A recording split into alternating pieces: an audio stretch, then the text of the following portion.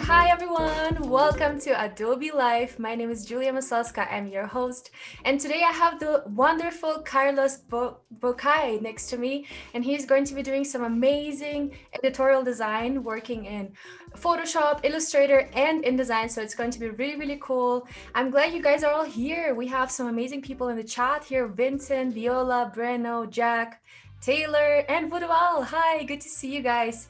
Let us know in the chat where you all are tuning in from. We would love to chat about where you're from, because we are all from different countries. Even Carlos and I are not from the same place, so it's really cool to have this international talk going.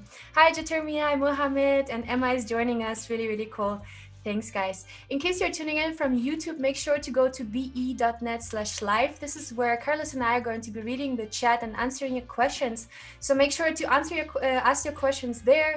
And of course, everybody else, as usual, just shoot if you have any questions. Carlos is going to be sharing some really interesting stuff today, because Carlos was involved with Jessica Walsh and her agency called Walsh. Many of you probably know that agency. So really excited to chat about that later on. Make sure to participate in the daily creative challenges, guys. It's a really cool way to kind of learn new things every single day. So we're really excited, to be reviewing some of those, not on this stream, but in the next streams or tomorrow. So we will see. Anyway, I see a lot of lovely people joining. Jubiat is here from Bangladesh and Steve from New Zealand. Nina is here from Queens, super cool. And LA is in the house, and Colorado, awesome. I'm also from Colorado. Well, I am in Colorado right now. And Carlos, I would love for you to take a couple of minutes, introduce yourself, let us know where you're from, what you're doing, what you're up to, and a bit about your background. Sure, thanks, Julia. Hey, everyone. Welcome to Adobe Live. I would like to thank Adobe for the invitation to be doing this super cool thing, which is designing live. Like Julia said, I'm not American. I'm from Brazil.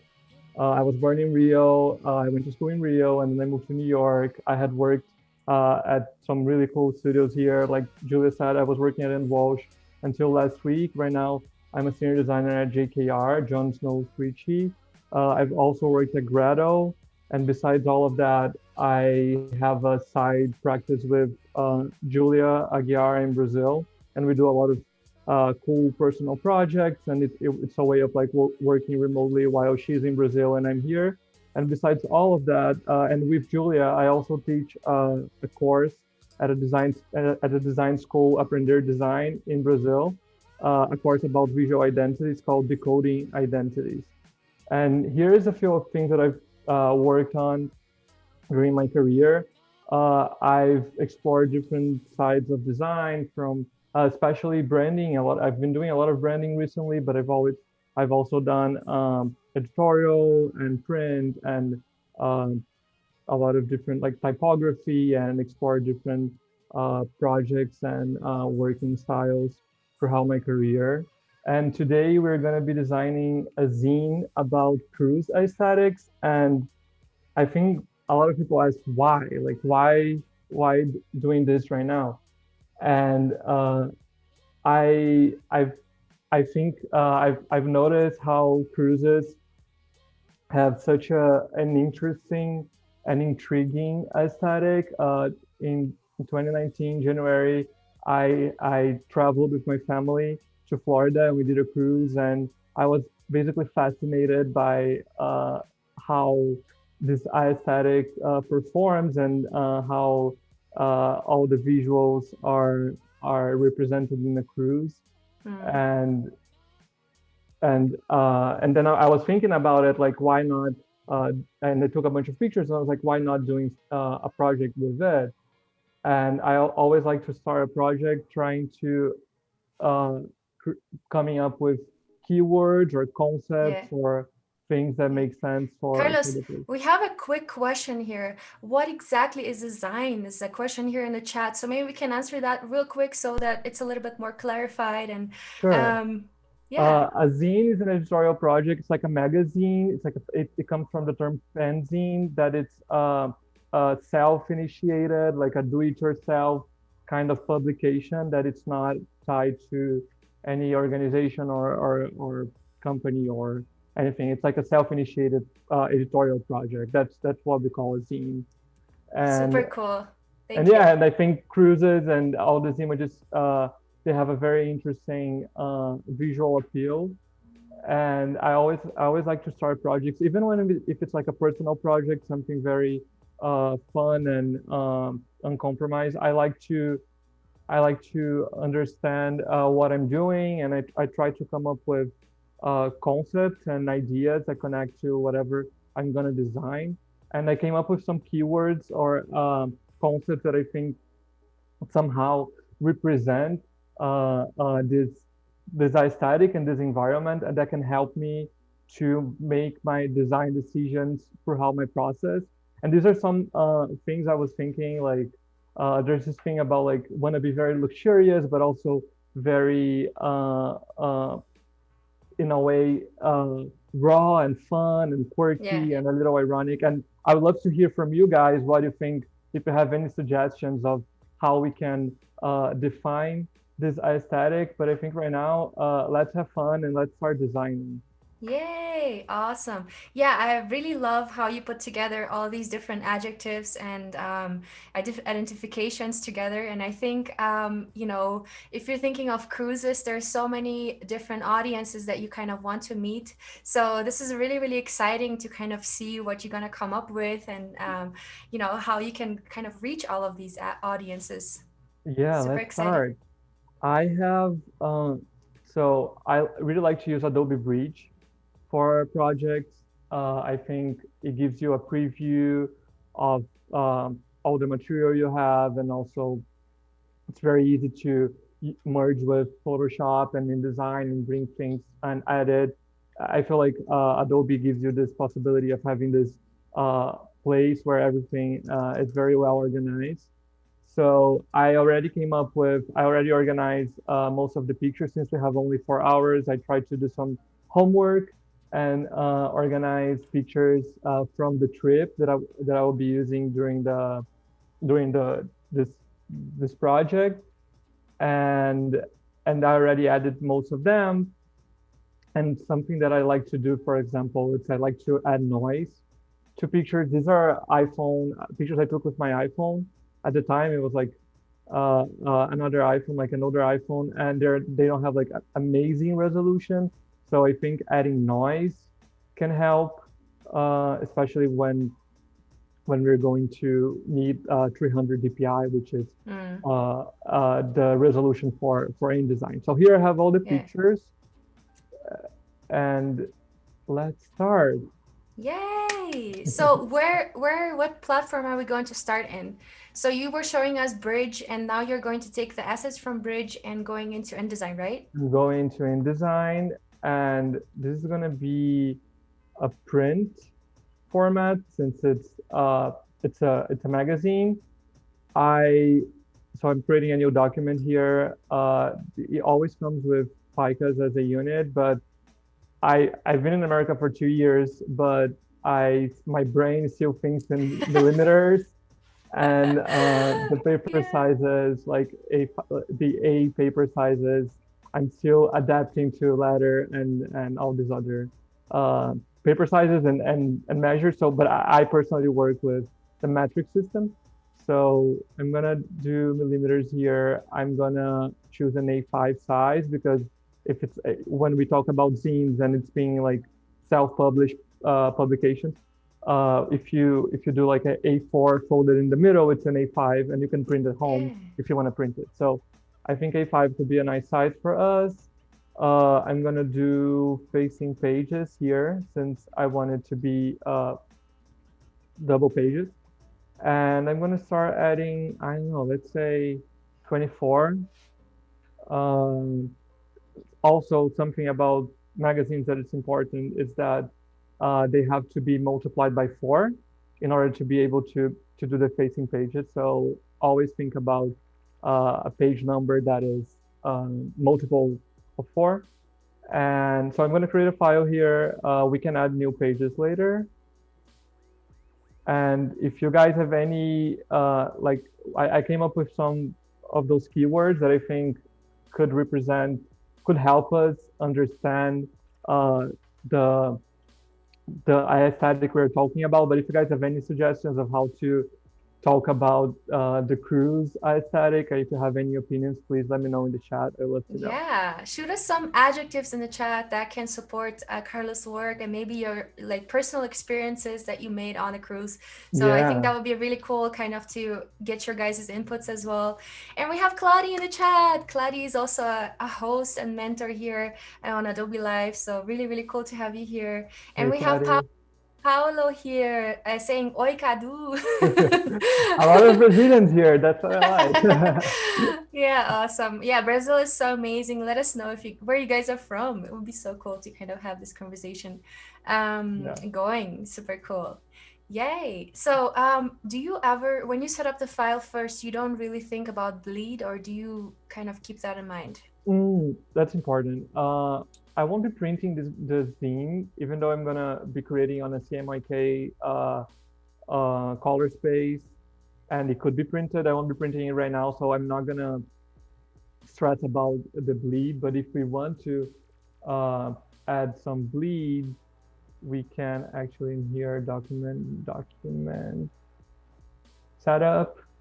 The bleed is if we are printing that there needs to be some kind of like extra uh, artwork. So if the trimming, if during the trimming process it doesn't, it's not very accurate. There's still some like room to get some of the artwork. Otherwise, you get like a white stripe, and no one wants a white stripe. So I'm gonna do like 5 millimeters here, just so Just so Julia is satisfied. yeah, just so we have it in case we decide to print. Maybe I decide to print it. I don't know. Yeah, but I Uh, think it's cool to see kind of how you set up the file with the bleed and how you design around it, right? So you kind of Totally, extend the artwork, extend the that's true. backgrounds and all that. And if you have Super a cool. picture, you always need to think that that picture needs to be able to go into the bleed. Otherwise, Yes, yeah. So yes. that's a good that was a good point, Julia. And we have Breno here from Brazil, and Rafael is from Brazil, and Nicolas and PB Films. So many people, and Giovanna is here from Rio. Super cool. So many Brazilians. That's Yeah, awesome. I miss Brazil. So And Paul here, Focus go ahead. here from Atlanta, Georgia. So super cool. We have all the different kinds of nationalities in the house, which is really, really amazing. Nice. So here I'm gonna start. Even though it's a zine, so it's like it's just like a fun project. I feel like when we have guides and grids, even if you want to do something that's very deconstructed and very like that seems very free and fun, I feel like having some kind of um, harmony between elements is important for like almost every design piece. Yeah. So I'm gonna add a very short margin. Wait, let me select both of our master pages. Let's go on layout, margin, and columns. Let's add like a 0.5 millimeters margin. I think would be cool. I think like shorter margins, it's gonna give a lot of room for the type interact with the imagery. Let's do since and like I said, like it's gonna be a very free and like very loose layout. So I'm gonna do like a very a grid is gonna allow me a bunch of possibilities. It's just gonna help me to make things coherent between every page. So let's do 9 columns. Let's do a very tiny gutter, 1 millimeter in case we want to like have pictures next to each other and having some space between them. Okay, so we have the columns here. and I think that could be nice. And I'm also gonna add some horizontal guides, and I'm gonna do the same thing I did with the columns. So I went layout, create guides. Let's do 9 also, and let's do 1. So yeah, here we have our grid that can allow us to do basically anything. And I think Mm, it's just going to help to make things make sense between every page. yeah, that's And awesome. since we are already on the master page, let's add a footer uh, to have like a page number or something like that. I'm gonna add the footer on a new layer because I wanted to, and I'm gonna show it later, but I wanted to overlay uh, the images. So it has to be on a layer on top of the images. So I'm gonna call this layer footer, and I'm gonna call this layer artwork. So on our footer layer, let's see what we're gonna do here. Let's add the name of our zine. Oh, also, I already thought about a name for the zine, um, and that's based on the idea of the project itself. So we have all these pictures. We have the where's our bridge? Bridge. We have all these pictures, right? But then since we're doing an editorial project, I thought it was going to be cool to also have some type so we can play with and play with type sizes and typesetting and all of that. InDesign is a great software for type. So I I was thinking of like how could we bring type, and I came up with this. I was trying to think how to bring type to it, and then I found this review of someone that had a really funny and actually frustrating experience at a cruise, but it was also a very funny experience called "I Will Never Cruise Again." And I thought that would be a great name for the zine because it's very Yeah. ironic. I heard a lot of things very similar to that, and that cruises are so boring, and it's all like really low quality food. If you have like this, if you have an all inclusive, Package. experience. So yeah, I heard very similar things. But But Carlos, I personally, Carlos, we'll have to jump off for 2 minutes. Guys, stay tuned. We need to do some technical adjustments. So we'll be back in 2 minutes. Carlos, also stay tuned. We'll be back in a bit.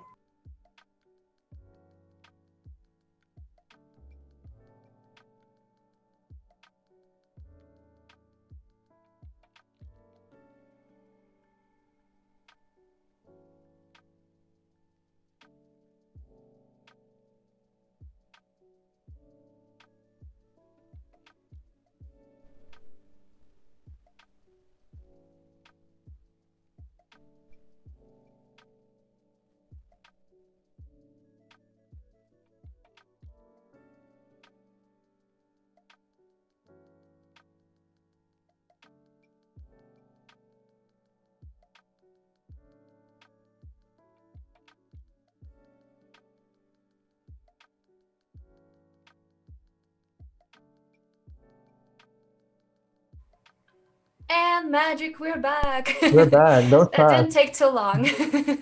Thanks, guys, for staying here with us. We just needed to adjust some settings in our tech. Okay, all right, Carlos. So we were talking about this summary. I'll never cruise again, and I was just saying that I heard the same kind of things. So I'm really excited to hear what you have there.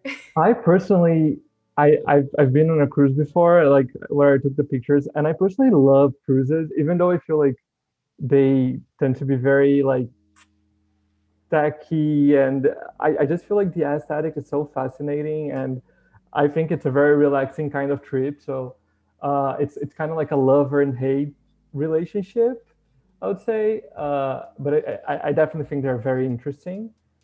Um, but this person didn't have a great experience, and when I was reviewing when I was reading her review, it just has so many interesting moments and sentences and things that she say. So I think I Will Never Cruise Again is a great idea for the name of this scene. If everyone has any other idea, just feel free to let me know and talk in the chat. So I'm gonna bring this here. I'll Never Cruise Again. For our footer, I want to have the name of the zine here. So let's put this here. For and before typesetting, what else can we write? We can maybe have like a description for the zine, like it's a zine about cruise aesthetics, so maybe we can add here cruise aesthetics. I feel like some small type can be nice for with like in relationship with the images. And then let's add a page number, and there's a trick to add page number here on InDesign. You go on type, insert special character, is it? No. I think it was special character. It's special character, right? And then page number. Current page number, yeah, current page number. And then it becomes this little A. So it's a generic page number. Okay, so we have this here. There you can also preset the typeface, the size, and everything. So the number will just show up in that exact typeface that you've set for it, right? Yeah, and that's great. Let's set up a type style. Let's see, type character. Where's my character? Here. Okay, so for now, let's just like use times. We can change that later.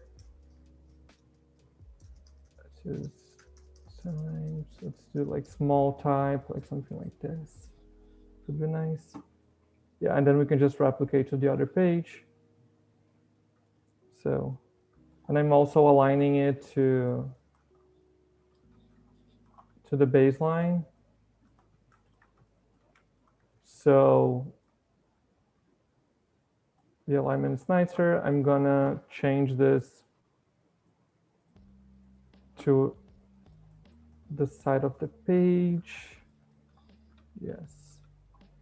Okay, so just doing some like introduction of like setting the style and the page characteristics. And now let's start. So I'm gonna get out of my master page right now, and let's see what we can do. We have a bunch of pictures here, and also we have, so here we have the review, the I Will Never Cruise Again review. And if you stop and read it, there's so many interesting quotes. So like this is awesome. Yeah, right. So like I got the most funniest ones.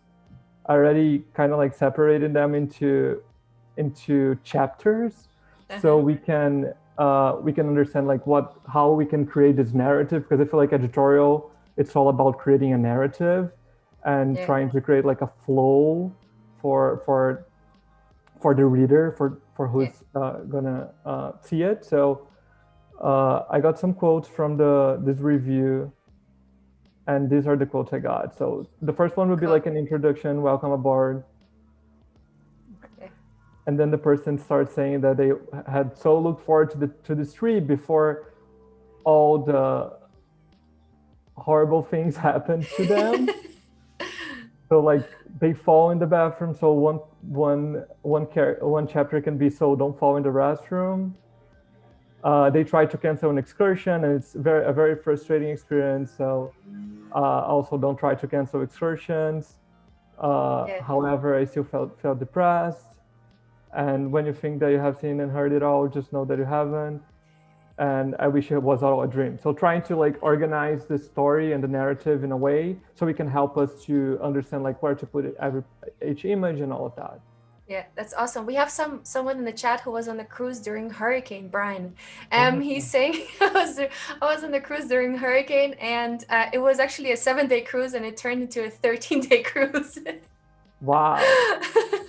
That sounds crazy. And also, Voodoo is saying, I think if I was looking at cruise lines and I saw one with that title, I'll absolutely pick it up. Oh my Yeah, right. gosh. It's like it's fun. I mean, I feel like the whole like I brought all the keywords in the presentation and just trying to understand like what we are doing here. And I think there's an irony and there's like a something very fun about all of this, like the pictures and Yeah. the story and everything. So I think I think that's yeah, I think it's all about uh creating something, having fun here. I think that's the point. We have a bunch of images here. We can start by just like trying to understand what we want to do with them. Let's see. Let me open Bridge here. Do you ever place the images first and then edit them in Photoshop, so that they're kind of like linked to the InDesign file? Mm, in terms of keeping the link and doing a package of something like this. I Yeah. mean, like if you already place the images into the Zine, but then you see some things that you want to change, maybe some, I don't know, color grading or some kind of gradient map or something like that. I've seen that a lot. People to kind of try to bring pictures and bring some cohesiveness in it into the colors. Yeah. If yeah, and then editing straight on Photoshop. Yeah, you can just like place it here and then like take it. There's a tool here. I'm just gonna throw this very fast. You can go and edit edit with Photoshop, and then you can save Yeah. it with a different name on like the project folder. That's very helpful. This connection between both apps. Yeah, totally. And also you can do the same thing with Illustrator. So whenever you're creating an Illustrator or graphic in Illustrator, you can connect the file to the InDesign file, and then you can always go back and change it up or change the colors, just adjust the whole file, which is really, really cool. So InDesign is kind of super easy to connect to all the other things. Yeah, yeah, it's great, and you can place things and then like edit them, and then it updates automatically on InDesign. The connection is really really good. Yeah. So let's start. Okay, I think maybe we can start with we can take care of the cover later. Maybe we can start with like I don't know. I think there's something kind of interesting about this picture. Like if we crop it in a way that you kind of see like just a blue sky, like an Yeah. introduction of something Yeah. completely new, and and then like I don't know, like if you do something like this, like Yeah, so you're like, what is this? What is this what is this? You can't even recognize the hair because you don't really see the face, and now you kind of, yeah, and then after like a couple of seconds, you're like, ah, that's actually a head. yeah, that's someone, that's a hair, yeah. I feel like that could be fun. Yeah, Let's see. totally. I'm placing it in the wrong Cool. layer. No, I'm in the right layer. But why is it not? What kind of layers do you have there? I have the footer because I want the Mm-hmm. footer to be on top of my the Oh, that makes pictures. sense. So the That makes footer the sense. footer is here. Mm-hmm. Oh, the footer is in the wrong layer. My bad. Okay, so let's add this to the footer layer, and I'm gonna lock this layer. And then when we come here, yeah, it's gonna be on top of the image. Yay. That's a way of like having something in the master page that it's gonna be on top of your background or your content. Mm-hmm. Yeah, I think this could be fun, right? And Yeah, it then we looks can really maybe add cool. some type here or do something. Yeah, Uh, but I think this could be interesting. yeah. Let's see what else. Is that your usual process, that you kind of create a structure with a different, page numbers and the structure of the magazine, and then you place the images and then you place the text, or what's usually your workflow there? Yeah, I think right now we're just trying to understand like the the narrative and like which images belong to each section and like how because they are all from different moments of the trip, and I don't think they necessarily need to be on a chronological order. I think it's more about like trying to understand the pictures that get together well and they tell this story. So for example, like if we're talking about like an introduction or like a welcome page. I think maybe having like I don't know. I think this picture. This is my grandma, by the Oh, that's way. so cute. I think this picture is so fun. Yeah, I love Uh, it. so I'm And gonna it's try. there, it's a thing. There are a lot of older people, and sometimes they're really funny, like when they're trying to get to the food the fastest, when they're trying to like skip a Yeah, line. and I don't know. I think my grandma feels. She looks so fashion on this picture, right? Like Yeah, these yeah, glasses and the pattern and everything. yeah. It's really nice. So I'm gonna add this here. We can like play a little bit more with it later. Yeah. Uh, and for example, something that I also think is fascinating. It's this when they do like the towel art on cruises. Uh, I remember I got to the room and that was like the first thing on the bed. So I think maybe it's worth having this in like in the beginning of the zine, right? Like since It's we're one of the first experiences that you have, right? So you entering your room and then you're like, ah, okay. yeah, and then Oh, there's this heart, like there's like this seasony heart, like swan heart there. yeah, yeah. It's fun. And there's okay, let's see. And there's like this picture, people getting on board. If we're talking about like getting into getting on board, getting into cruise, maybe this picture could be fun. Like here, you know, like trying to. I'm just gonna throw images on pages right now, and then we're gonna understand like how it's the best way of juxtaposition, just like having them next to each other. If it's how it's the best relationship between them. What's the best scale, contrast? Because I feel like editorial it's also a lot about scale and contrast and how things connect and talk to each other. You know, like if you have two images, one next to the other, like what's the relationship between them, or when it's worth having a smaller picture next to a bigger picture, or you know, like trying to understand this Getting connection this between them. hierarchy, Yeah, like kind of like guiding the person who is viewing the zine or the zine. Is it the zine, right? I Zine. think it's Zine.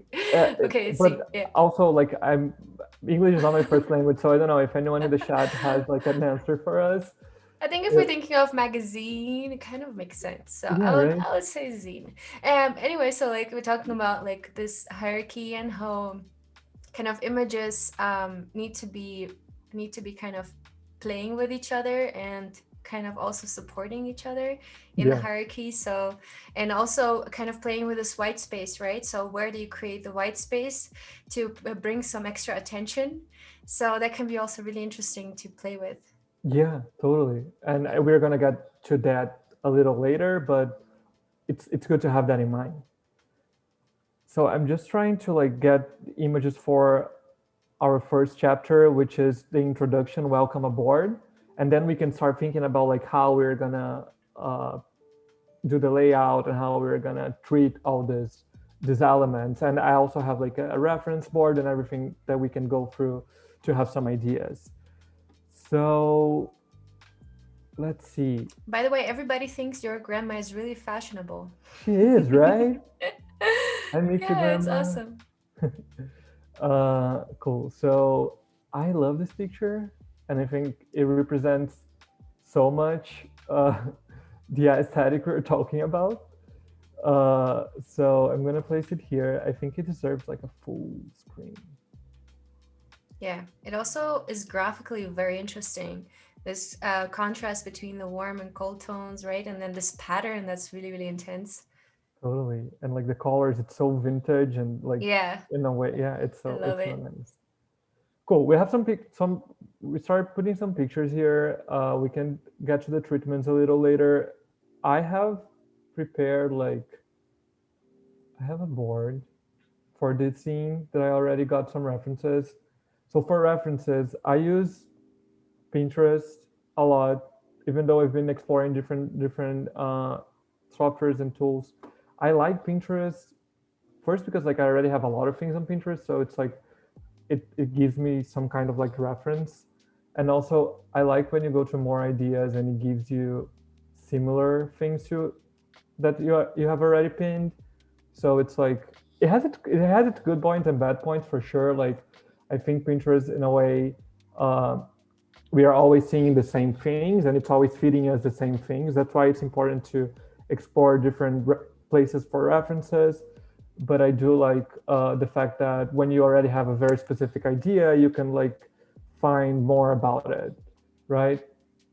There's also Arena. I'm not a heavy Arena user, but my partner in Brazil, Julia, we work together. She's like a huge fan of Arena and she has amazing boards on Arena. So when I want references, I go to her board and I look for it. Uh, Here is the link. Uh, Arena has Super some cool. interesting, yeah, Arena has some interesting things like you can pin full boards, uh, you can pin PDFs, not only images, and you can find some pretty interesting things there. Um, so yeah, she has a bunch of I need cool to check it stuff. out. I've never used Arena before. Yeah, it's Super great. cool reference. I kind of feel like the search tool on Arena is not the best. I feel like you kind of like need to follow interesting people that have interesting boards, and then like take from there. Make them do the work. Yeah, and then you start building like a nice feed, and then you can. But being completely honest, like I'm not a heavy user. I'm trying to get into Arena more because I feel like Pinterest take us to the same places.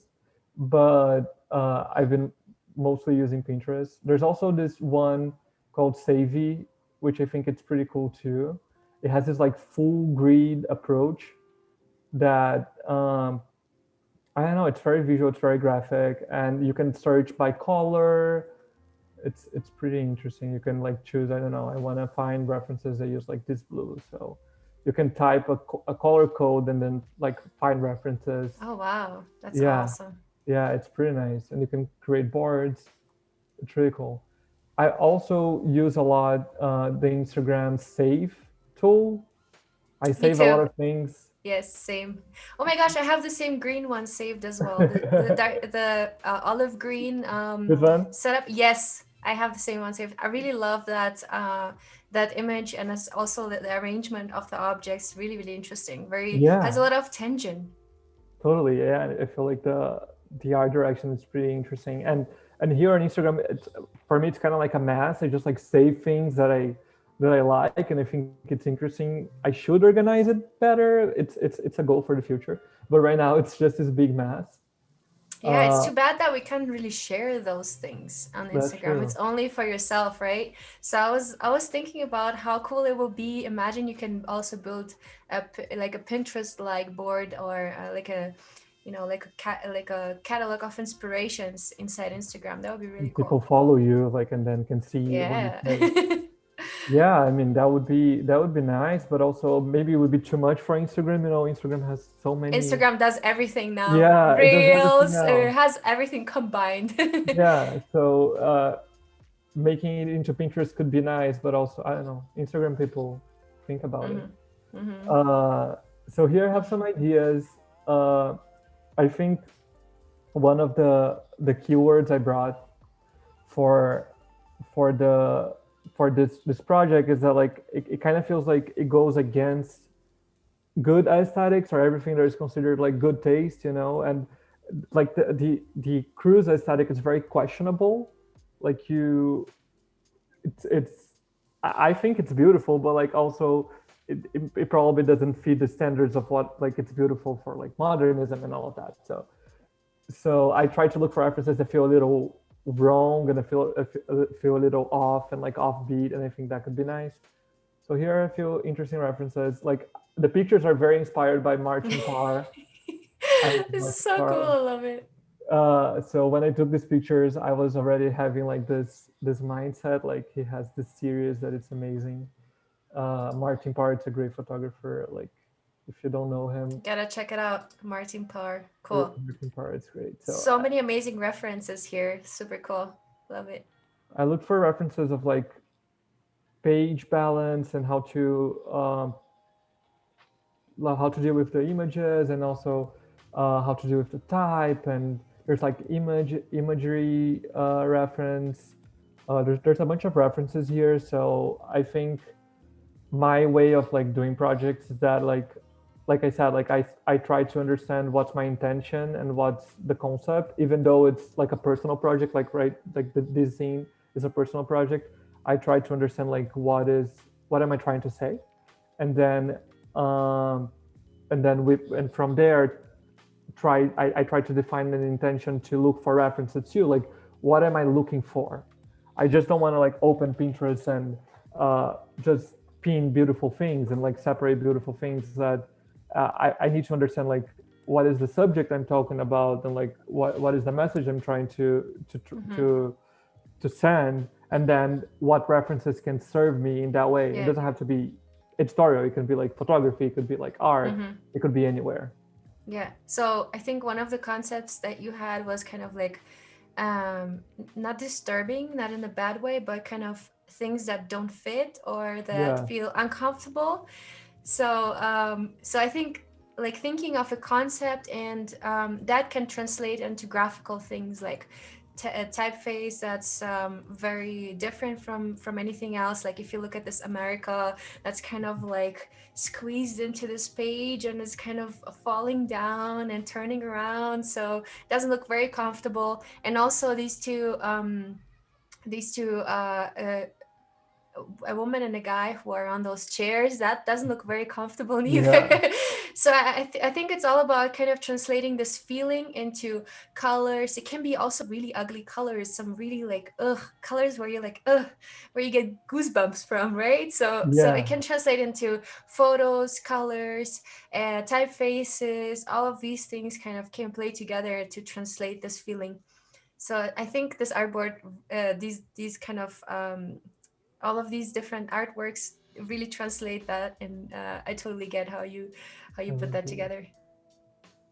Yeah, yeah, super and cool. that's the thing. You can get it's all about like trying to understand the concepts and like the ideas you want to transmit, and convert them, translate them into visual techniques and treatments. So like if you have the stereotype, for example, it feels very uncomfortable and very like wrong in a way.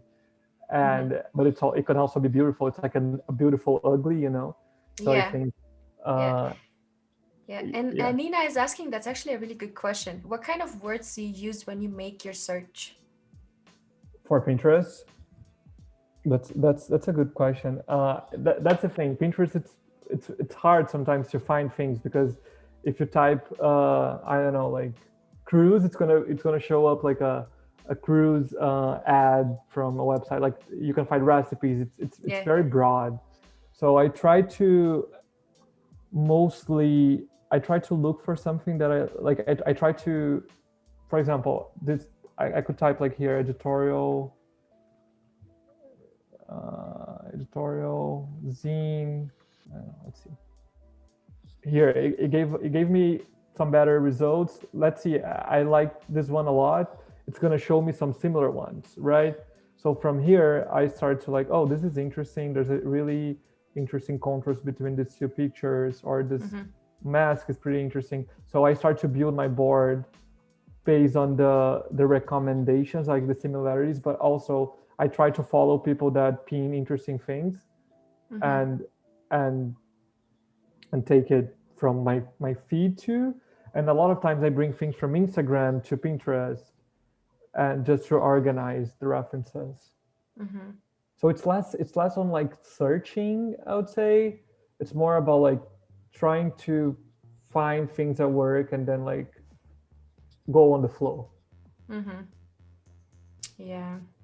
That's super cool. And I feel like once you kind of start building those things out and building inspiration libraries over the years, you kind of get an idea what you want already. And then you kind of just find the references that you already have or you already know. And Yeah. then you kind of already look for that because you already know, okay, so I want that kind of uncomfortably arranged typefaces.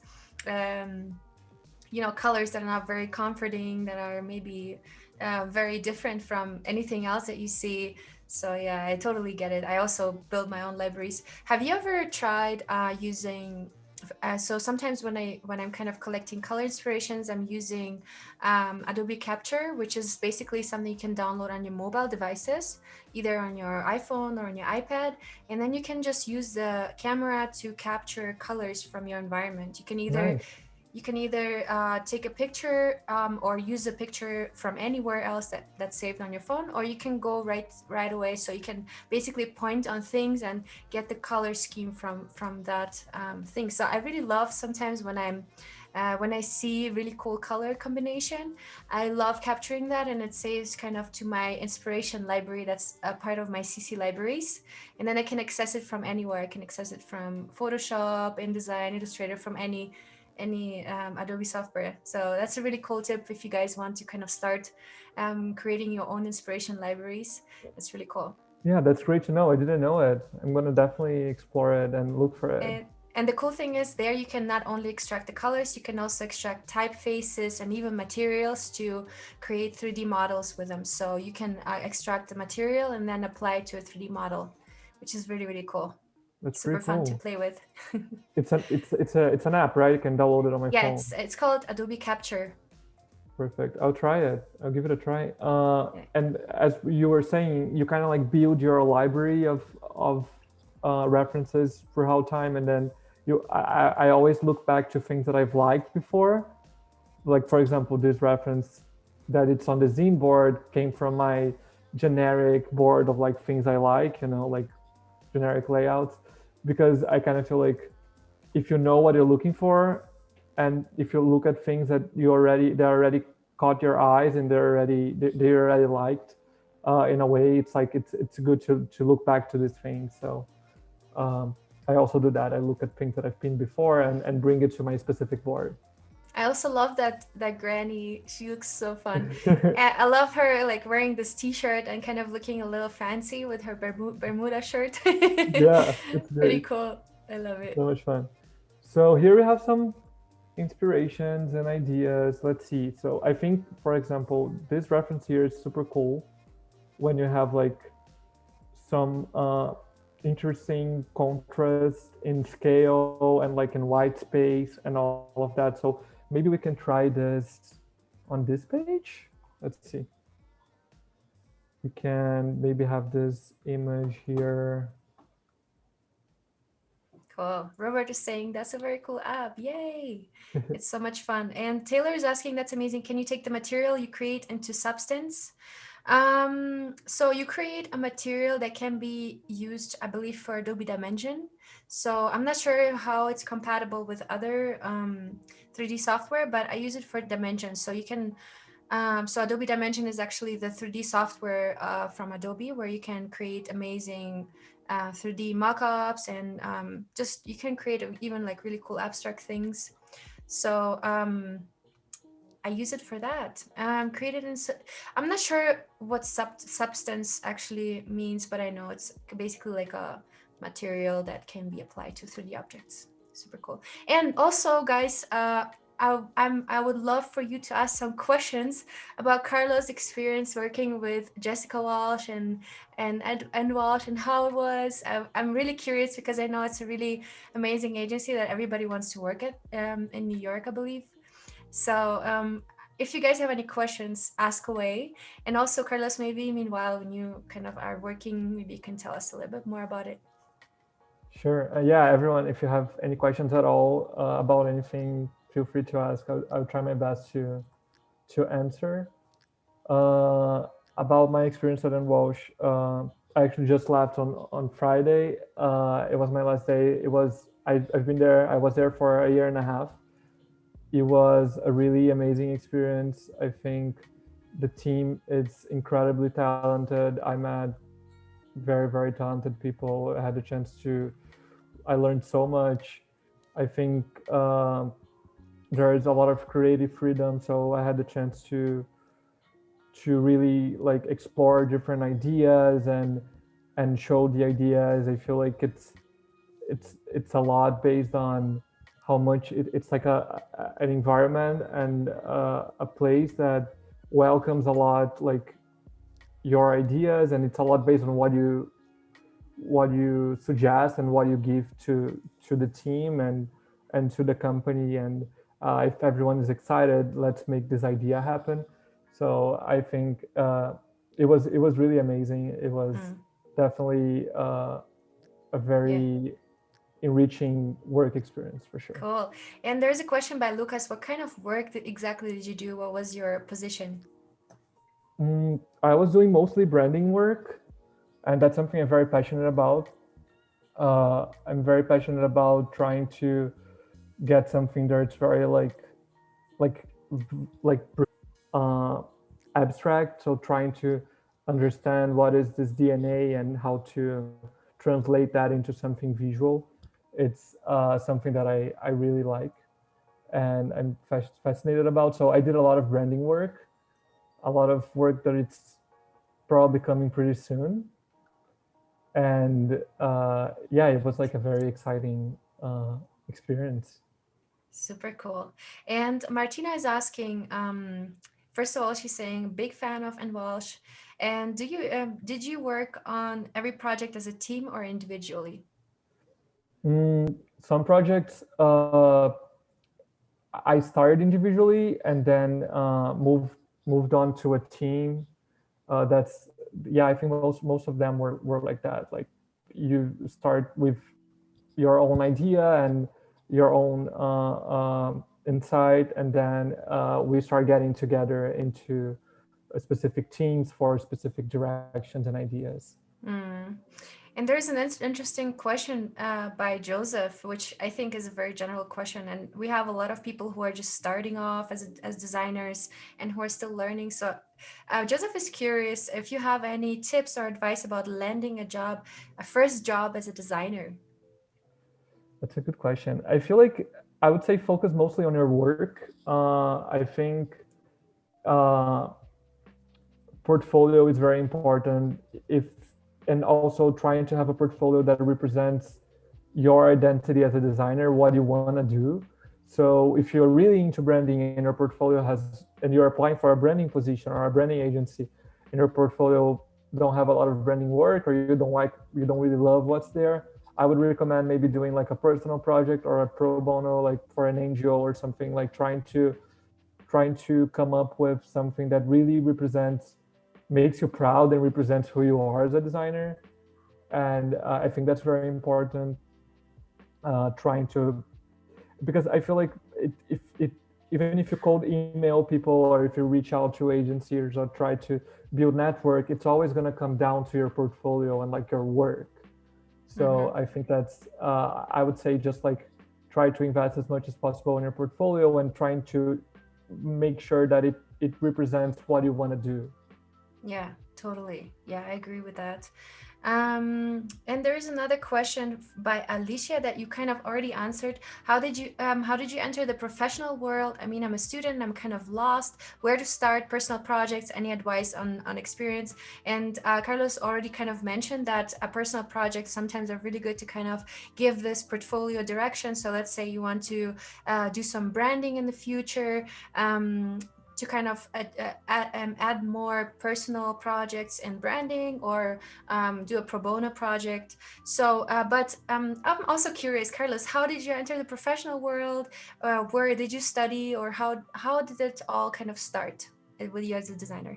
Cool. So I went to school in Brazil, not a really long time ago, and when I was in school, I worked on a thing called Junior Enterprise, which is like a company inside school, and then we were doing like projects for clients and also, but with teachers orientation. It was a great experience to that introduced me to the professional world. I also interned on a design studio when I was in Brazil, and then at some point I moved to New York to look for. I actually moved to New York to look for a job, and I emailed like a bunch of studios, and then I got an interview, and again it was all down to the portfolio. So um, even though I got an answer, like I got an email reply, and I wasn't here in New York. Uh, I got the job, the opportunity, because they identified with what I showed and like my work style. Even though I had mostly schoolwork, but I think something very important too is like knowing how to talk about your work.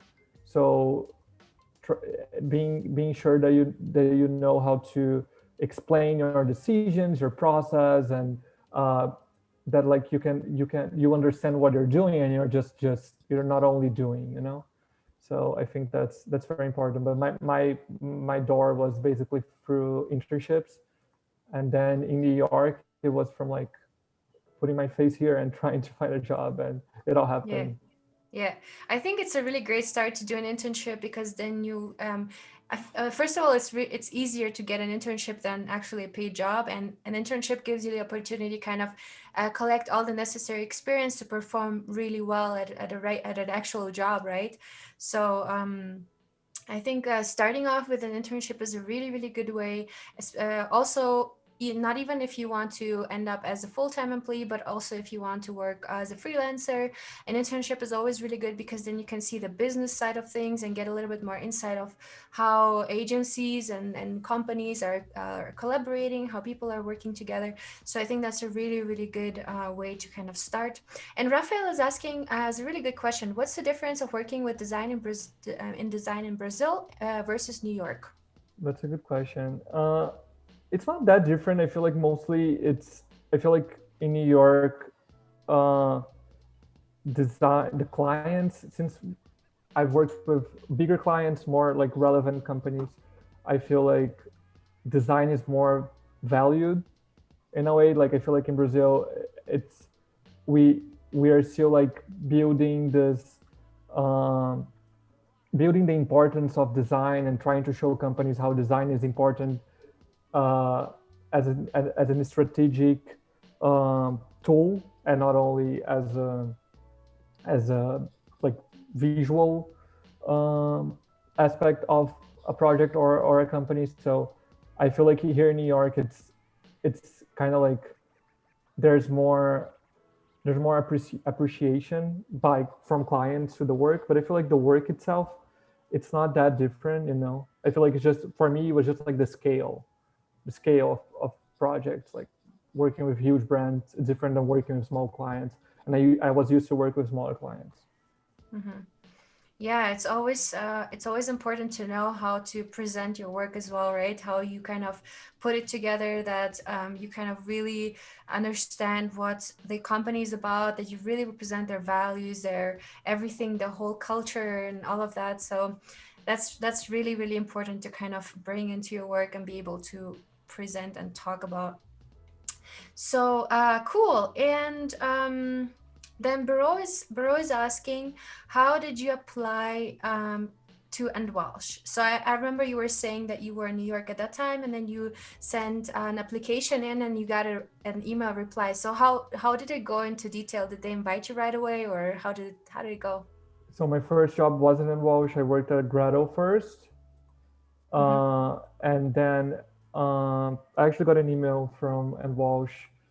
I They reached out to me, and then we started the conversation, and that I ended up going there. So it was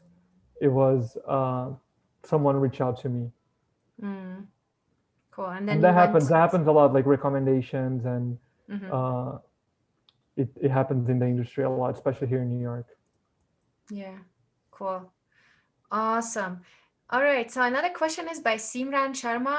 How did you find that you want to be a designer, and also from how many years you're working as a graphic designer? That's a good question. I think I've always wanted to be a designer.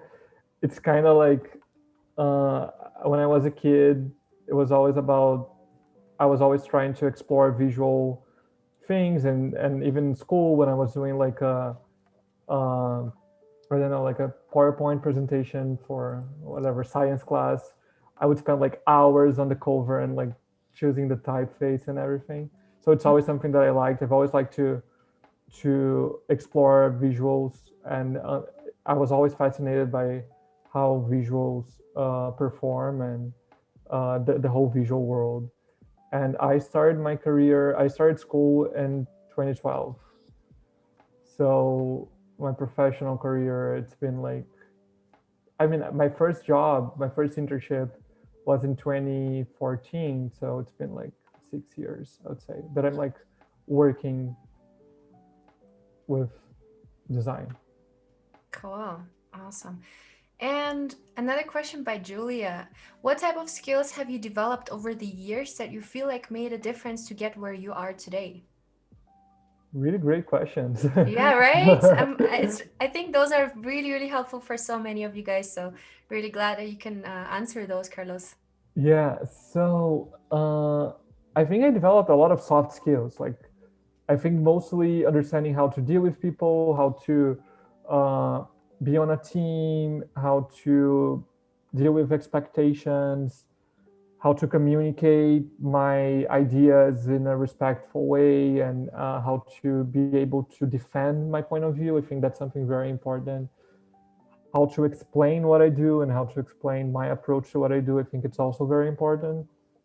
Uh, I feel like recruiters and I don't know people that like creative directors, they tend to like people that are able to articulate their work and why they made decisions. And I think that's the whole point. That's my whole approach to design is like everything has a reason. So I don't know, for example, here I I did this like rounded corner here because I was looking at this window, and the window here it has like a rounded corner, Mm-hmm. the cruise. So I think it could be interesting Oh, to explore yeah. that, you know, and then That's a like good idea. having this relationship between the two images, this contrast. And I also something I like to do sometimes is like picking colors from the image. So I did that. Like I went here and let's see. Yeah. Create a relationship between the two pages, huh? Yeah, I think that could be nice. Yeah, I agree. I totally agree. I love the idea with the rounded corners in the photo that kind of translates into the window. I think that's a really amazing idea. Yeah, it creates some kind of relationship between them, and it's also not like a random decision. You know, like it comes from somewhere. Yeah, totally. Super cool. And Lucas is asking about your experience of teaching design. What's the main difference between practicing and teaching slash sharing about that practice for other designers? That's also a great question. I started teaching 2 months ago, uh, and I'm so in love with it. Like it's definitely one of the most enrichful experience I've ever had. Like being able to not only like pass forward things that I know and knowledge and like my background, but also learning so much from the students and exchanging information and sharing backgrounds and learning how people under like I feel like something very interesting about teaching is like you say a lot of things and then you understand how people interpret what you say. Like you kind of feel like how different people uh, understand things you say in a different way. You know, I think that's pretty interesting, and it's a lot of responsibility too. But it's been amazing, and it's definitely something that keep me passionate right now as a designer. Yeah, awesome. Yeah, I totally agree. Cool. And Michael is Cool. also asking one last question here. How have you found the transition from in studio to remote work? It's been really hard for Michael. Michael misses the collaborative environment you find in the design studio. So how was it for you? I miss it too. Like I miss it. I miss it a lot. Like I kind of feel like I miss turning my computer to the side and showing to someone and say like, "Hey, what do you think?" You know, I feel my way of working is very collaborative. Like I like to get opinions. I like to discuss ideas. I feel like when different people talk about design, we get to better conclusions when one person tries to figure out everything alone. Mm-hmm. Uh, so it's been hard. I feel like right now I'm mostly used to it, but it's definitely been. I miss working from the studio, but also like I don't know. At least we as designers we have this opportunity to keep our jobs uh, and also and work from home during this pandemic. So, but yeah, I definitely miss it. Yeah, I miss it too. I would always travel to San Francisco to do streams like this, and then you will meet people in person. So I feel like this connection, I mean, it's there, but it's always great to have a chat after and maybe to have lunch together. And so you get to meet the people way more than just, being on a stream. So I really, really love that. And I'm hoping that one day we can kind of all get together and meet. So yeah, hoping for that in the future. Yeah, me too. Cool. Cool. Let's start adding a little bit of type here. Let's see how we can add type. So here's one chapter from that list. I had so looked forward to this trip. Let's start making some type decisions here. Hmm. Let's see. And, uh, so, like I was saying, I kind of feel like if we go to something that feels a little off and a little wrong at the start, could be nice. So there's one typeface that I really like, and it's available on Adobe Typekit. It's obviously, Hmm. and I I think think we I could. have used that before. Yeah, I think I've seen it on your Instagram. Let's see. I think condensed could be nice. Uh, condensed. No, let's try regular, and let's do something that my teachers wouldn't like see me doing, and which is distorting type, which is like a very you need to know when to do it and like how to do it. It can be a mess, but if you have an intention, I feel like it's all about the intention. If you're doing with a specific intention of showing something that feels off and wrong, it could be a tool. It's like it's available, right? Yeah. So let's Yeah, try I this. I love that. I love doing that too. And I've been actually kind of trying to teach people how to do that, but there is always you have to be really careful because you can do it really wrong and you can make it really bad, but you can also make it really interesting and kind of, extending letters or connecting letters in a way. So going into the vector of things can be also really cool. Yeah, and since this is a zine, I feel like it's fine. We can have this. Hmm. I wouldn't do that for a client project or like if I'm doing a logo or Hmm. like I feel like it's very uh it's you need to know exactly when to do it and how to do it. Yeah. It's like I want to break free. Yeah, basically, yeah. That's like that's the idea. So I think this could be fun. Something like this, like having the type feeling very uncomfortable, like you said. I think that could be nice. Mhm. And I think this size works. Something like this could work. Uh, and there's something nice about InDesign called character styles. That if you have a character style that you like and you wanna, for example, this is my title, right? So I'm gonna create my title style.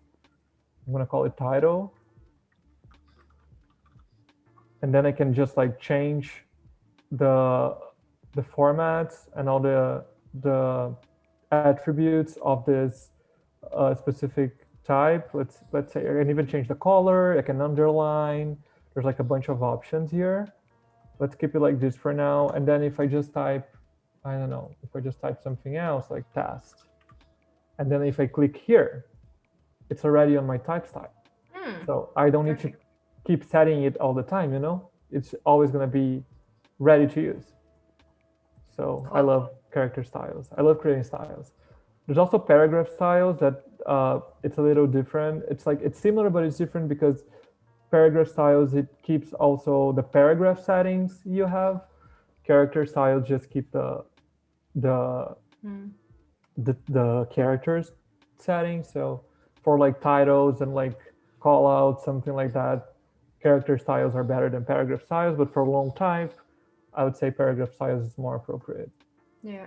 And do you ever use CC libraries to kind of save those and reuse those later on? I've never done it, but I use CC libraries on Illustrator for Illustrator and Photoshop a lot. Mm-hmm. I haven't explored that much on InDesign, but it's great to know that it's possible. Yeah, you can totally save that, and then let's say you have created something and you really love the typeface or the character style, you can save it to the CC libraries, and then you can reuse it later on in other documents. So that can be really fun too. Nice, good to know. Cool. So we have something coming up here. I also feel like since it's all about irony, I collected some greetings that we hear a lot on cruises or like on trips at all. If anyone have any suggestion, please let me know. But I think it could be nice to merge them with our titles. So these are the ones I came up with. If anyone have ideas of like things you've heard during a trip, like bon voyage or have fun, you know, this kind of things, like please send on the chat. So let's get, I don't know, this one. Yeah, let us know in the chat some typical greetings. Yeah, let's do, okay, let's do safe travels. And I think we can have some like really contrasting type style for this, you know, so, and also uh, something that feels very generic in a way could be nice. So let's try Times New Roman. Yeah, Nina is Good, saying and welcome aboard. welcome aboard. Welcome aboard is good. Let's use welcome aboard. Yeah. Welcome aboard. Mario is saying in my old days in the design studio, if we did that with the type, somebody would kick my neck. No, but yeah, again, it's like I'm not saying you should do it all the time, especially for client work. It's like something you're not supposed to, because it's just when you have like a very clear intention, and then when the project allows you to do that. You need to feel with the project. It's like opening the door for you to distort things or like do things that feel off, you know. Yeah, Let's I see. like doing that too. I like modifying letters. And actually in Illustrator, you have I think it's called Font Self Creator. It's a plugin that you can download. I think it's like $50 or something. You can actually create typefaces yourself, which is really awesome. So you can just literally drop in the different letters. They can be different typefaces, and you can program your own font that you can later on save and even export and share. So that's pretty cool. I've been playing around with that. That's great. Yeah, custom typefaces could be great for projects to give some kind of like unique voice to it that no one else has. So it's nice. Yeah, totally agree. Okay, let's do welcome aboard. Times New Roman, italic, like very like old school generic type treatment. Let's find the right Latin. I think this could be nice. Lucas is asking what's the name of the plugin. It's called Font Self Creator. So maybe Vudaval, if you can find it, that would be awesome. So you can drop in the link. It's literally you can download it, and it's already part of your Illustrator. So you can go into extensions, and that's where you can access it. It's really cool. This could be nice. And then the other side, let's say Bon Voyage. Something like this. And maybe this could be our style for title pages. Yeah, super So cool. let's create a character style for greeting. So let's create like we have already the title. Let's create one for greeting. So I feel like creating styles just make the work flows better when you have like a long publication, you know, like this is not going to be long, but when it's long and you have to replicate, like they're doing a book, for example. And also something great about character styles is that when you change it here, it changes everywhere.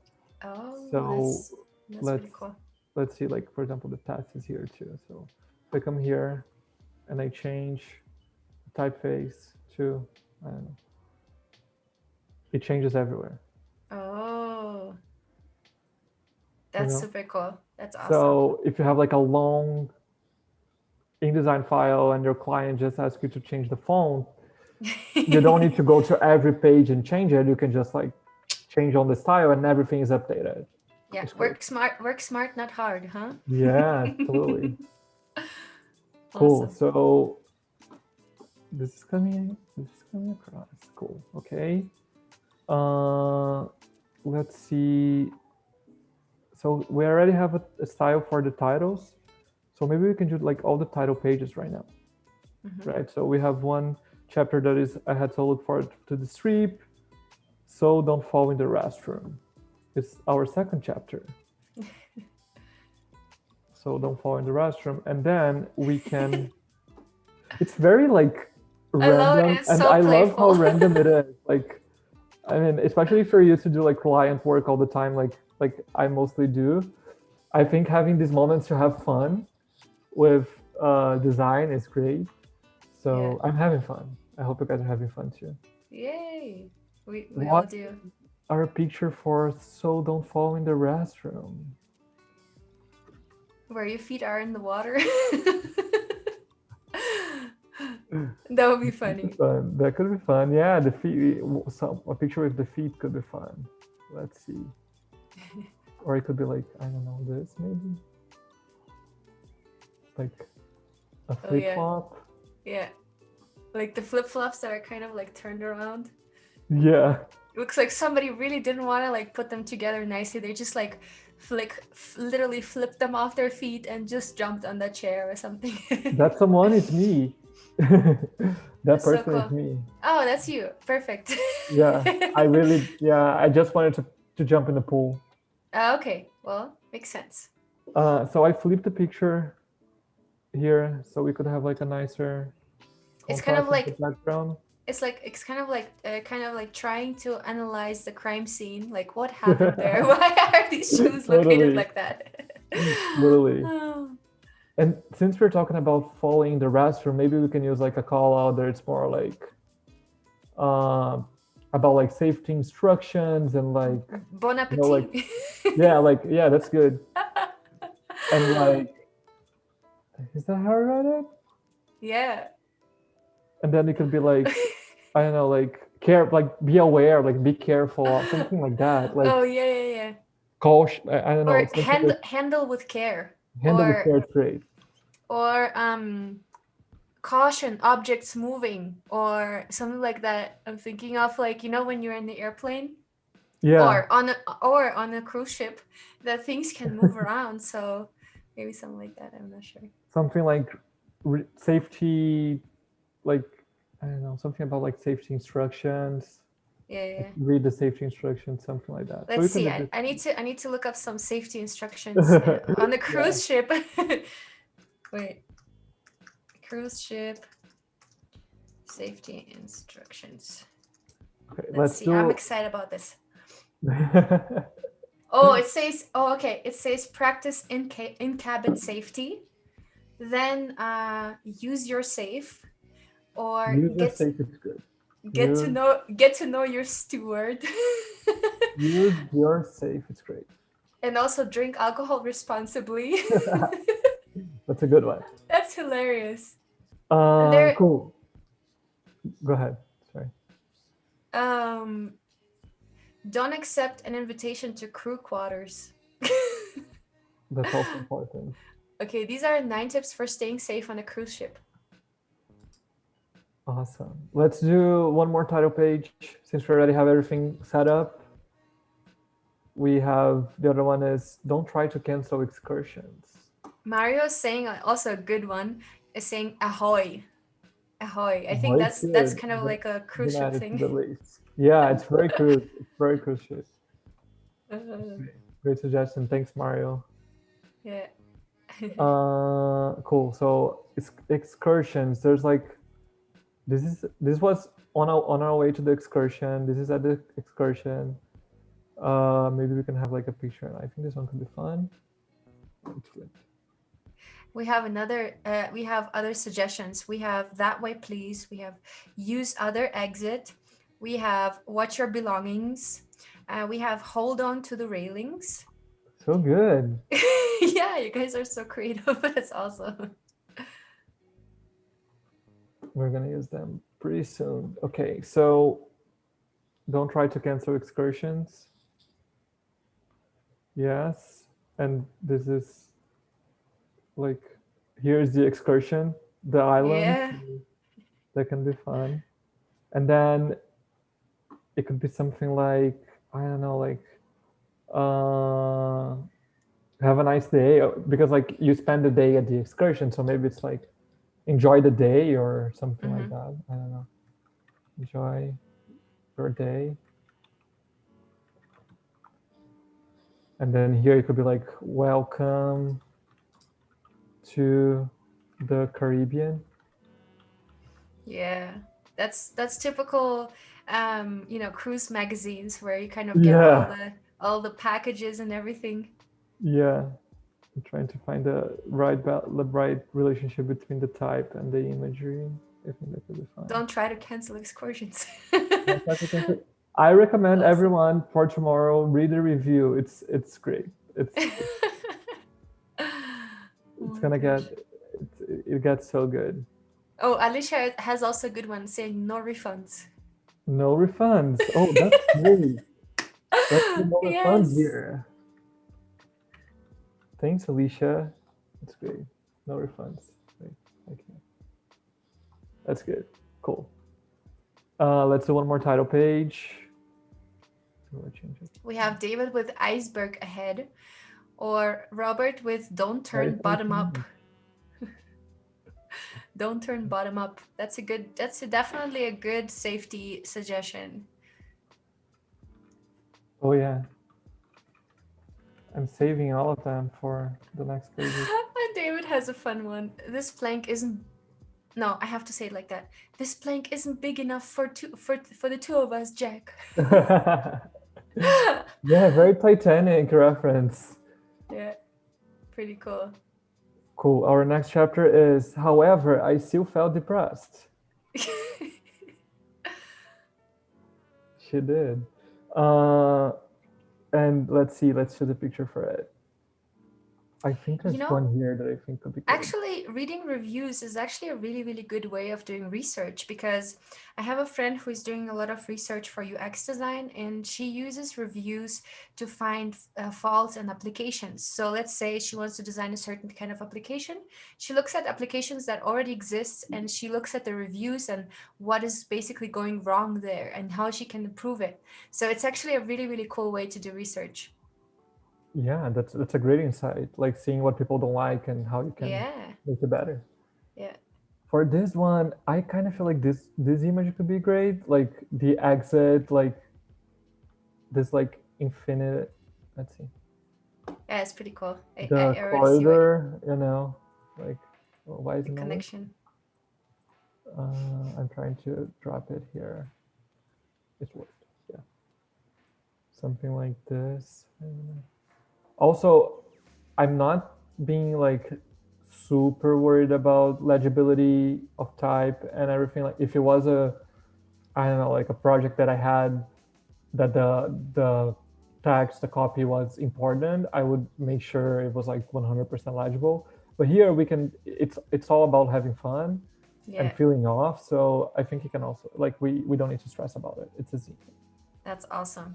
Yeah. I'm trying to keep this like right in the middle, so it feels like a death path or something. And I also feel like having projects like this in your portfolio just also shows that you have a sense of humor. And who doesn't like looking through stuff like that? I mean, I think it's pretty cool. Totally, I totally agree. Okay. This is. Oh yeah, that totally looks depressed. That long hall. That looks very Nobody depressing, there. right? Yeah. We found a picture to represent. And also, I love how you're pushing it up, so it looks like the ceiling is really like close to the head, right? It looks like you're almost like hitting the exit signs when you pass by. It looks Yeah, really uncomfortable. it's very uncomfortable, and it's a Yeah. great picture for. However, I still felt depressed. Yeah, What should we totally do works. as call outs here? Okay, we need more. We need more. More, we need more. We have iceberg ahead. We have seize the day. We have Let's no bring it ahead. refunds. We Let's bring have it ahead. ahoy. We Nice. have hold on to the railings. And watch your belongings. Watch your belongings is good. Right here. Watch. And we also have use other exit, which is That's also good. really good. That's great for this one. Yeah. It's like, are you depressed? Use the other exit, yeah. And then there's this exit sign. So it totally makes sense. I think we can improve contrast here. I can open this in Photoshop. Add it with Photoshop. And then I can I'm gonna do something really quick here to see if it's gonna work. I can burn this area to make it a little darker. It could help. Mm-hmm. So I came here, burn tool. Viola is saying that hallway is bumming me out. It's scary. Yeah, and we have Elizabeth just joining. Super cool. Welcome, Elizabeth. Welcome, Elizabeth. And Jatirmi is saying, beware of flying dolphins. That's very interesting. Maybe a little darker. It's not perfect. It could be better, but just for now, let's see if it got better. Maybe the ceiling. Yeah, maybe this is better. Trying to find the right. Yeah. Super cool. Now I kind of want to go on a cruise. I mean, I love it. It's so relaxing, you know. It's like the most relaxing kind of trip. Wait, I can go to Photoshop. Oh, now it's a little darker. I didn't save it. I think it's a really good trip if you really want to go with like your grandparents, because they don't have to walk that much and they can just hang out, and it's more of like, okay, every day is kind of almost the same, so they don't have to stress out too much, which is pretty cool. And you don't have to make a lot of decisions, you know, yeah, exactly. You don't have to figure out where you're going for dinner. Yeah. Dinner is there. Yeah, it's just one place. Yeah. Yeah. Cool, awesome. Let's go to the next chapter. It's and when you think you have seen and heard it all, just know that you haven't. She was very mad.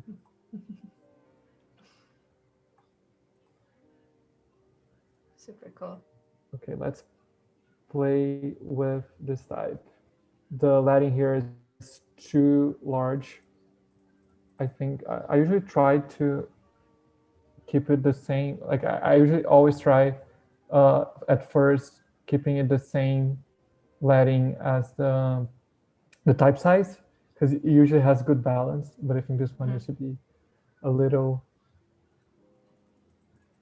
like maybe this, and then we can break this type a little better. I've not seen and heard, and you know that maybe you haven't. Go to the next line. Yeah. So it gets more attention to it. Mm-hmm. And also the text kind of runs in perspective, kind of like the hallway does. So it works pretty well. Yeah. So let's see. Picture for this. It could be something like a sunset, right? Like. Yeah. And we have more suggestions. Lindsay is saying avoid cabin fever. Oh, that's great too. Oh, I love the stripes here. And how they're like not horizontal. It kind of almost like, I kind of want to fix it, but I can't. So it's a little disturbing. Yeah, I think disturbing is the word. It's perfect. Like, it's perfect. We want it to feel disturbing. Yeah, exactly. Yeah. Her experience was disturbing, you know? Yeah. What should we use here? And when you think that you have seen and heard it all, just know that you haven't.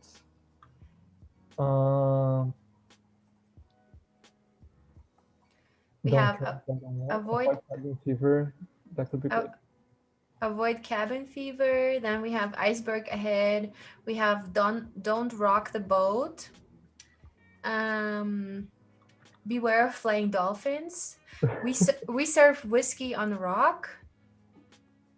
And then we have Julia with I like big boats and I cannot lie. That's hilarious. Okay, I love it. And when you think you have seen and heard it all, just know that you haven't. This is almost like the ending, right? Let's see. Yeah, it's almost like the ending. So we could do something like a goodbye greeting, like Uh-huh. thanks Okay. for, like maybe thank you or like Have thank. have we used Ahoy before? I was thinking about using Ahoy in the beginning. Like I was Okay. thinking about having like something here on this page, like type-based, you know. Mm-hmm. So maybe we can use Ahoy here, like a big Ahoy or something. Mm-hmm. That would be fun. Like something like let's do let's see.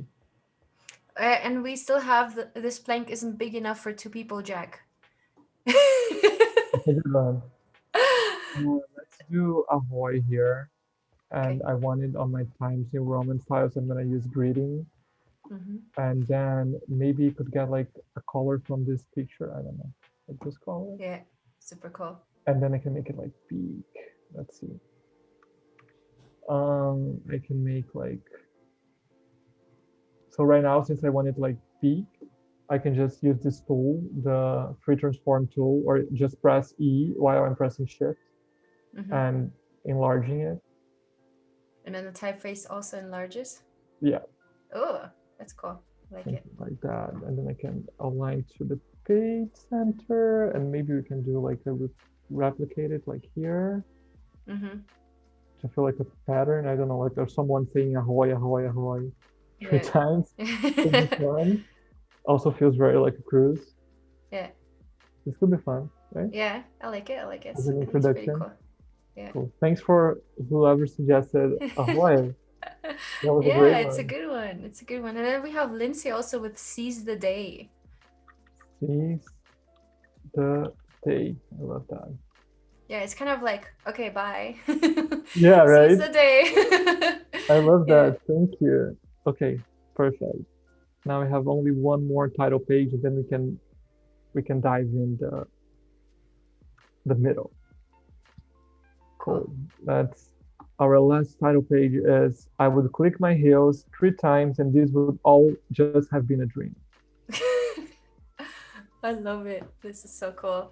This is the best review I've ever read. It's so good, right? Like I read a few reviews and I was like, I need to use this one. It's so good. So for here we could get like a very dreamy landscape or something. Like maybe this could be fun. You know. Like That's pretty cool. Viola saying she was not happy. she was not happy at all.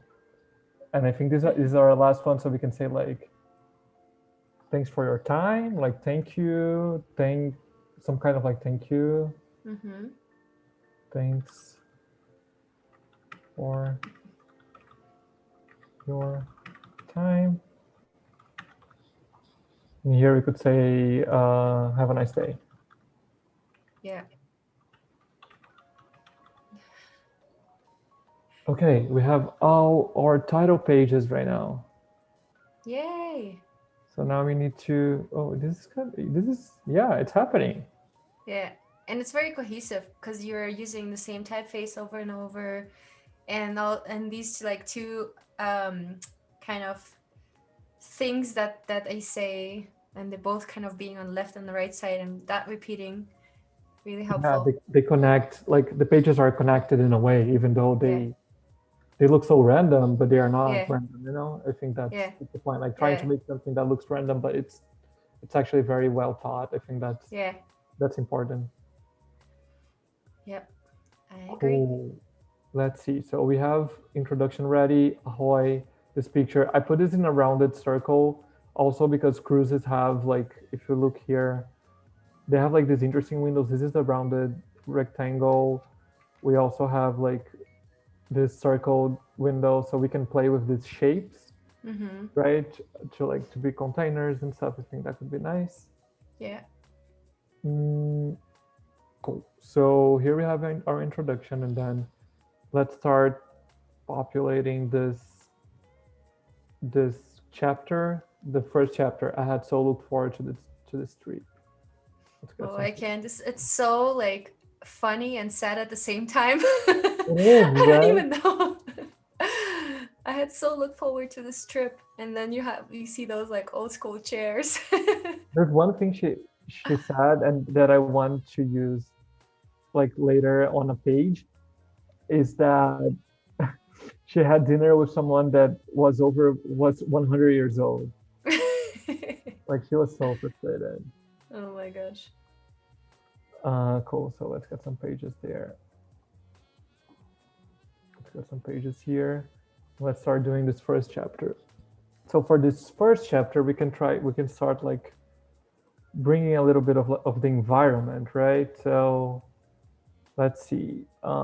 There's this picture could be fun here. Yes. And the chairs are like so close together, like you couldn't put them closer. Like they need to be like so close. You need to use the space the best you can. I love this belly over here. Yeah. Right. Oh yeah. Cool. And then here to contrast with this picture, we could use something like maybe this could be fun because it has like it's so clear. Like if you it creates an interesting contrast between the both of them. And also there is a certain flow that the chairs kind of build that continues in the shadows. That's It's true. also pretty cool. That's true. Yeah, so I feel like, I mean, making these decisions, it's a lot of like your eye and your feeling of like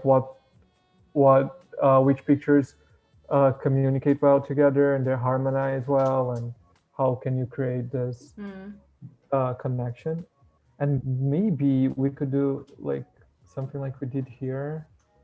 Maybe we could like overlay a picture here, and it could be something that has like a completely different contrast, like maybe this, like, but now like showing a little bit more. I don't know, maybe this could create like a nice moment. That looks really here. cool. It almost looks like a window and then you see the sky, so that kind of works. Yeah, I think that could be fun. Okay, cool. We have one more page here. Let's see what else. Oh, this picture. That was on my cruise. When we stopped for the excursion, there was a cruise in front of ours, and this was the cruise, this carnival. So maybe we can have it here.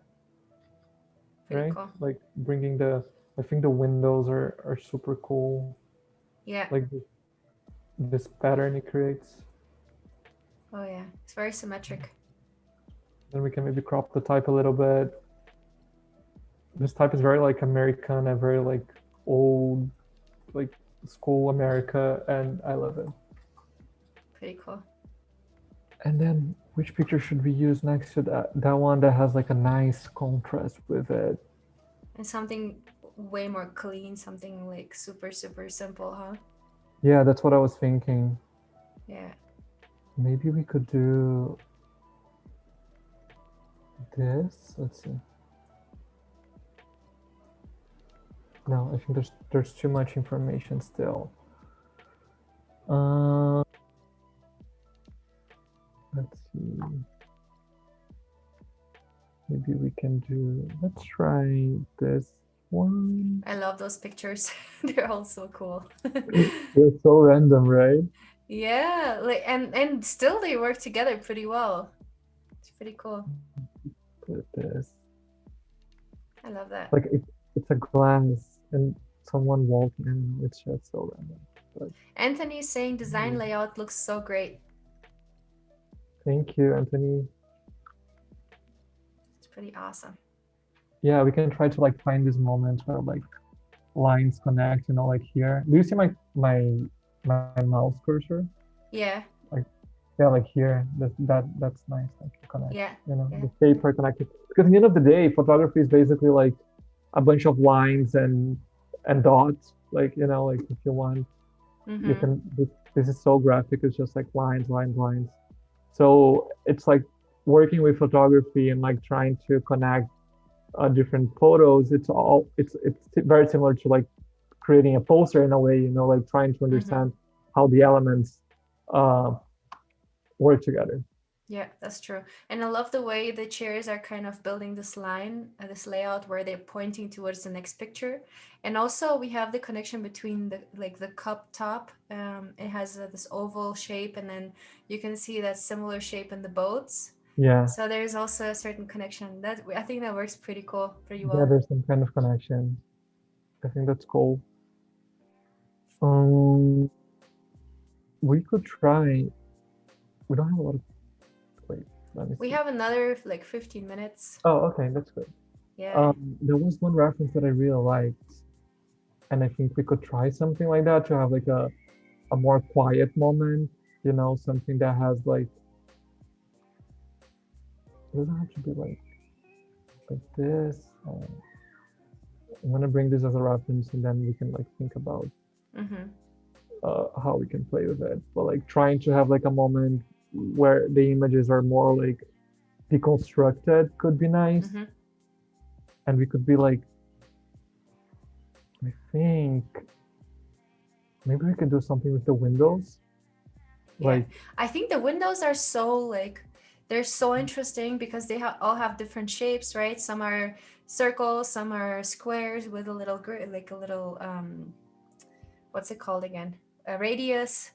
yeah, So yeah, and like shapes kind of repeat themselves, and so that can be really interesting. And I just saw a floor with like circles on them. I thought that could be also interesting if you scroll up a little bit, this one, this one, just a little up. There was like, oh yeah, with a chair, where the chair is. Down? this one, I don't know.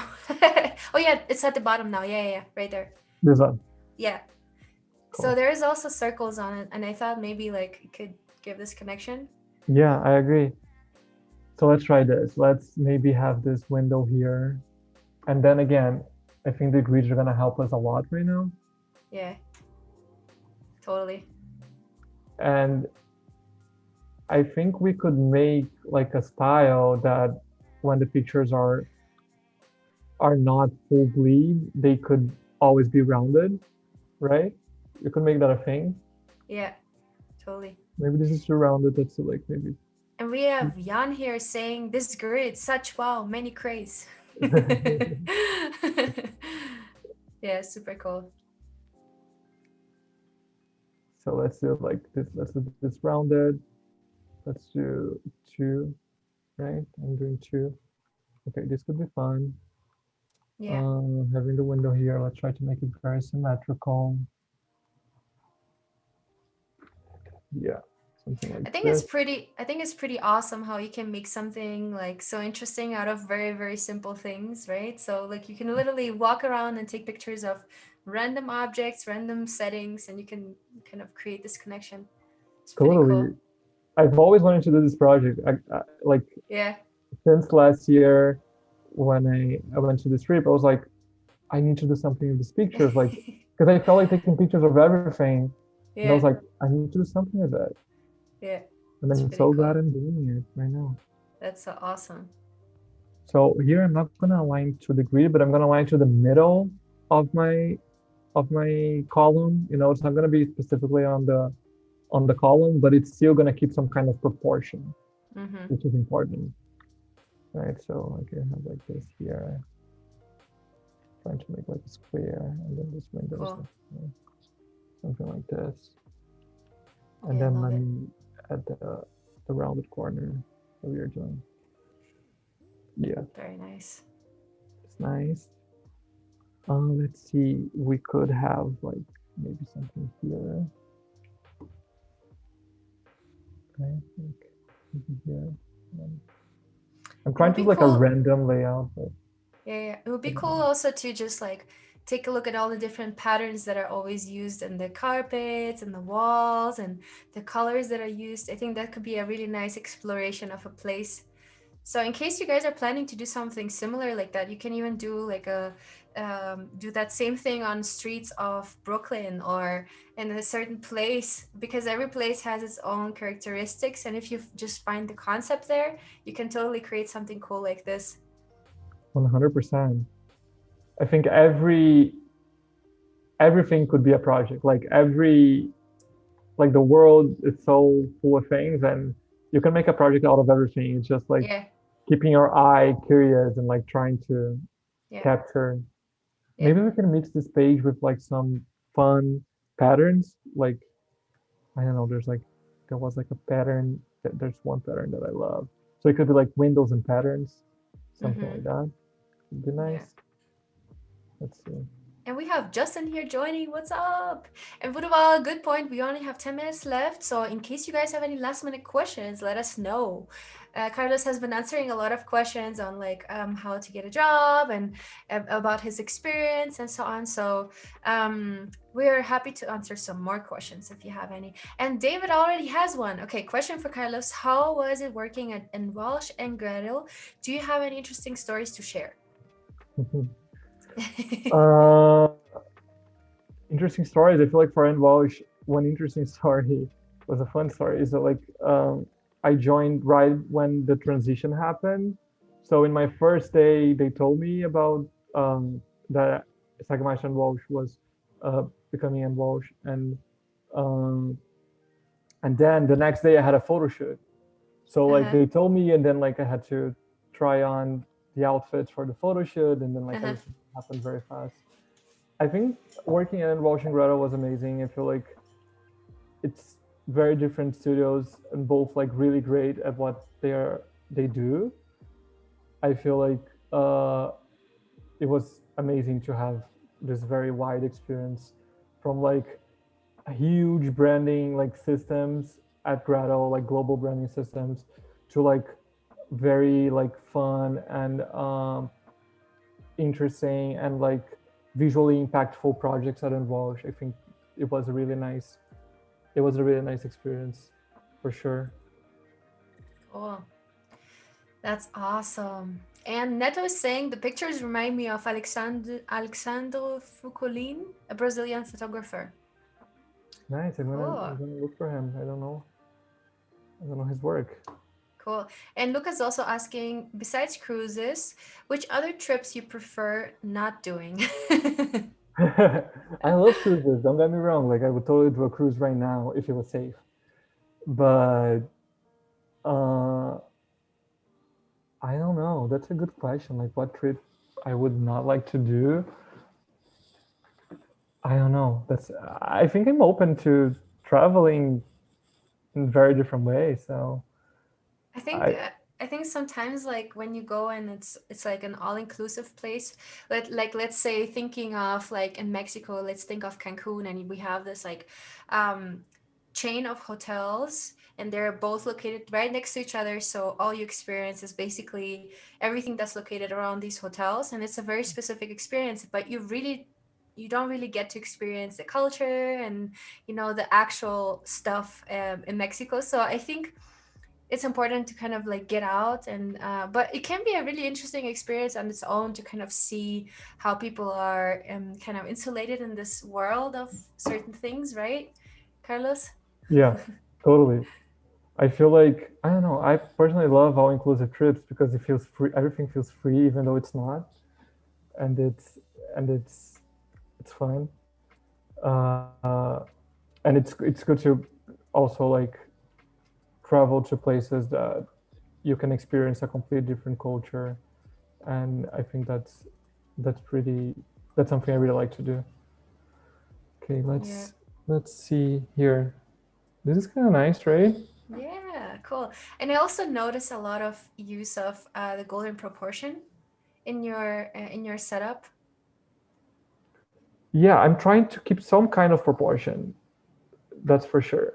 And like for example here, I want to have like another picture here, but I don't want to have it like this very like I don't want to have it completely on the grid, Mm-hmm. right? I also don't want to do it in the middle because I think it's too open. I Mm-hmm. want it to match exactly my margin. Mm-hmm. So I just like measure my margin and then I'm gonna add this here. Ah, And okay. then I don't know, we could do like something like this. That could be nice. That's interesting. And then add something else here. that like give us some kind of like Cool. contrast. Let's see, maybe we can add something else here. Maybe another pattern. Oh, I love that. That's Kind of fun, has right? like reflections or something. Yeah, that's Pretty fun. cool. Yeah, love it. And also kind of repeats, kind of catches back the color, the blue color from the other page. So it creates this Hmm. connection again. Love it. Yeah, cool. So we have like a different kind of page right now. So we're creating some kind of like flow. So we have Mm-hmm. moments that there's like full bleed imagery. We have moments with type, and we have moments with Yeah. images contrasting between each other. And now we have moments that are more like quiet. So I think it's Yeah. important to give your reader, even though it's a fanzine, but like I feel like in general, it's important to give your reader some like breaks and flow. Yeah. And make it interesting, right? So it's not too repetitive. It's really, really awesome. Totally.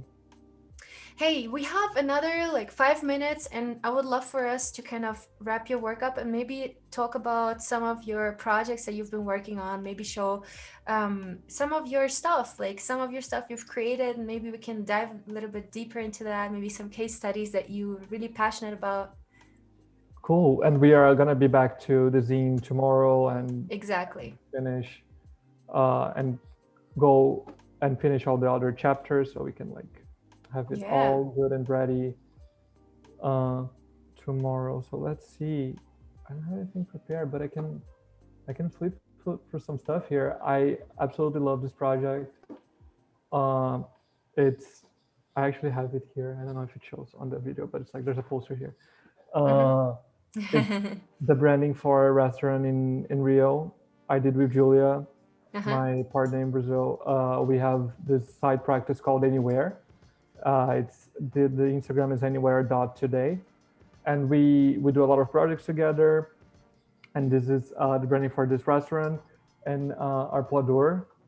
And our visual insight was to explore it. Oh, the restaurant is in front of the beach, so our visual insight was to explore the top view of the beach and how it creates very interesting geometric and graphic shapes, right? So, and since the hotel architecture was going in a very modernist direction, we wanted to take in consideration modernism to our project intention. So what I really like about this project is this relationship between figurative and abstract, because like at the same time these are beach umbrellas and we can see that it's also just a bunch of like graphic circles on a page creating a pattern, and I think that's what I really like about it. Yeah, super cool. I love it. And those people probably don't even know that they were the inspiration for the branding. They don't know. They probably don't And know. thank God these two people came with their interestingly patterned umbrellas. Otherwise, everything will be just one color and nothing would stick out. So That's true. That's interesting. true. And there were like we walked around the area. We were like doing some research, and we saw a bunch of different kinds, but we tried to Uh-huh. keep them simple to these ones. Awesome. Did you shoot the picture with a drone? It wasn't me. It was another photographer. But Okay, yeah, I think it was a drone. I think it was a drone. pretty cool. Awesome. Another project that I really like. It's right here.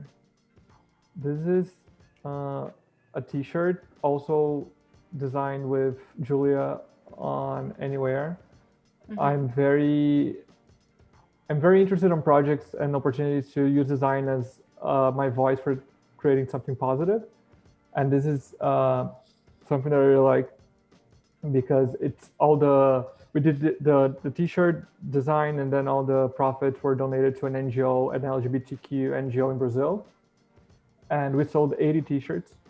Uh, and what I really like also about it is that we took the challenge of we realized that we didn't know much about our queer history, like civil rights fight history in Brazil. So we did a T-shirt that has like the whole timeline of facts uh, of this of the fight for LGBTQ rights in Brazil. So yeah, I'm really passionate about this project. and this Awesome. feature and the opportunity to use design as a positive tool. Yeah, that's really, really cool. I also love how it kind of builds this whole shape of an arc, and how you kind of use that as a layout, and at the bottom text heavy, and then you have some pictures and some like large bold type, and how that all kind of plays together. Really, really cool. I love it. Really Yeah, it's all awesome. about contrast and balancing things. Yeah. Well, Carlos, we're going to be back tomorrow. So thank you so much for sharing all of your valuable knowledge. I think we all have learned so much today, and we got introduced into how to build Zines and how to set up a file, how to kind of put the pictures together, and how to create a a cohesive feel of a Zine. And it's been so, so amazing. Thanks everybody who tuned in the chat. Thanks for all these amazing questions. I thought they were so helpful and really, Yeah. really amazing. And Carlos, you did such a great job on answering them. I think that was a big, big help to everybody else. So, really, really excited for tomorrow. Everybody, stay tuned for the program here, and we're gonna see you guys tomorrow, same time, same place. Thanks everyone. Thanks for coming and see you tomorrow. Bye.